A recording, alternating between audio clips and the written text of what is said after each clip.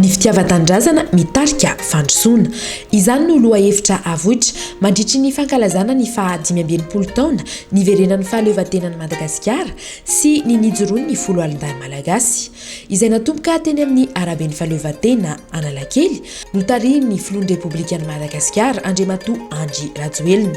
Tao anatin'izany no nanamafisany fa mitaky fandavatena sy tiavan-tanindrazana ny asa fampandrosoana ary tsy maintsy miara-misalany rehetra raha ibanjina izany.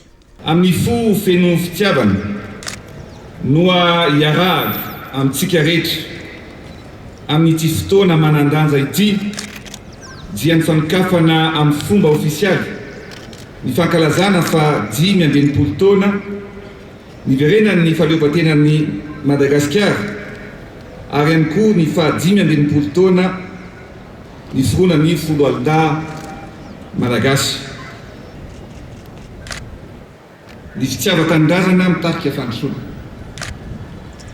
Teny mifono hevitra lalina izany fanehoana ny fototry ny sotoavina, ny sohiombonana, ny fototry ny fiandrianam-pirenena ary indrindra fototry ny fanantenana.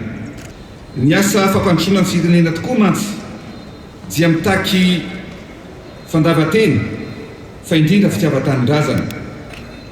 Izany no manosika antsika rehetra hanao ny tsara, hanaja ny lalàna ary fanomentanana mba ahafahantsika miara-manorina sy manangana firenena vanina sy mandroso.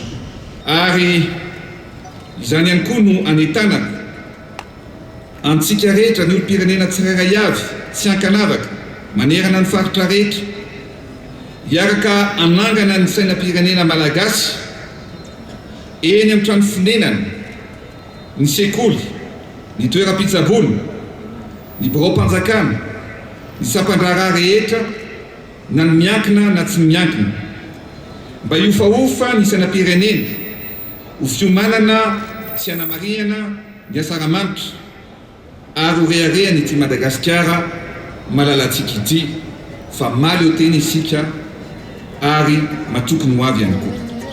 Tamin'ny alalan'ny fampanidinana ireo voromailala fotsy miisa 520 no nanehoana ny filaminana, fiadanana ary ny fandriam-pahalemana ho an'i Madagasikara izay vinan'ny filoham-pirenena hoe Madagasikara tsy maintsy mandroso no tanjona.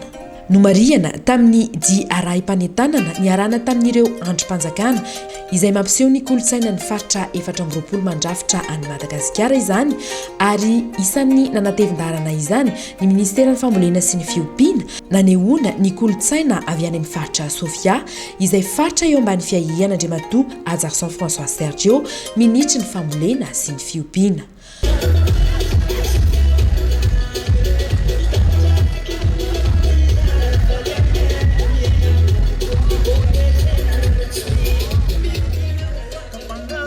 Tonga nanome voninahitra ny lanonana ny tale jeneraly ny fandrindrana ankapobeny tetikasa sy ny mpiara-miombonantoka eo anivon'ny ministera Andriamatoa Radavidson Hervé Patrick izay nisolo tena n'Andriamatoa ministra ny fambolena sy ny fiompiana.